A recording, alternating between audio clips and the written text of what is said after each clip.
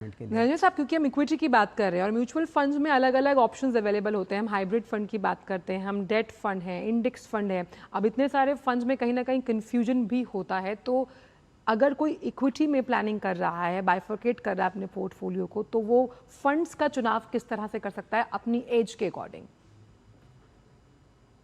मुझे लगता है कि अगर हम पहली बार अगर कोई निवेशक इन्वेस्टमेंट कर रहे हैं इक्विटी में, तो वो शुरुआत कर सकते हैं इंडेक्स फंड से।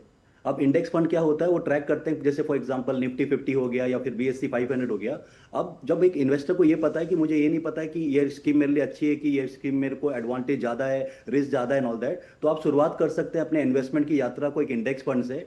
और जैसे ही आपका एक्सपीरियंस बढ़ता है, क्योंकि जब आप मार्केट लिंक में काम करते हैं ना, मार्केट का जो उतार चढ़ाव होता है, जब हम पोर्टफोलियो को 100 रुपए का कभी 99 रुपए देखते हैं ना, तो हमारा जो बिहेवियर है ना, वो उस तरीके से नहीं था जिस तरीके से हम इन्वेस्टमेंट के समय करते हैं।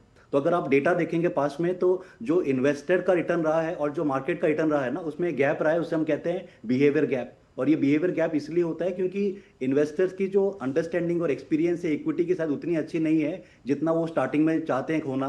तो मेरे को लगता है कि पहले आप शुरुआत कीजिए इंडेक्स फंड से, और आस्ते आस्ते जब एक्सपीरियंस बढ़ता है तो आप लार्ज कैप फंड में जा सकते हैं, एक वेल डाइवर्सिफाइड इक्विटी फंड में डाल सकते हैं। जहां पर अगर आप अभी इन्वेस्टमेंट शुरुआत कर रहे हैं अपने जी। रिटायरमेंट के लिए और लंबे समय का अवधि आपने राइटली कहा, तो वहां पर आप एक स्मॉल कैप फंड भी ऐड कर सकते हैं SIP के माध्यम से। तो मुझे लगता है कि अगर जिस फंड में वॉलिटिलिटी ज्यादा है, जो लार्ज कैप होते हैं हमारे ऑडियंस के लिए, जो इंडिया की जो टॉप 100 कंपनी होती है आज पर मार्केट कैप, अगर उस कंपनी में पैसा लगा है, जिसको लार्ज कैप कहते हैं, 101 से 250 को मिड कैप कहते हैं, और 250 से नीचे होती है उसको हम स्मॉल कैप स्मॉल कहते कैप का, हैं। जी। तो रिस्क जो है बढ़ता रहता है, लार्ज कैप से रिस्क ज्यादा होता है मिड कैप में, और मिड कैप से ज्यादा होता है स्मॉल कैप में।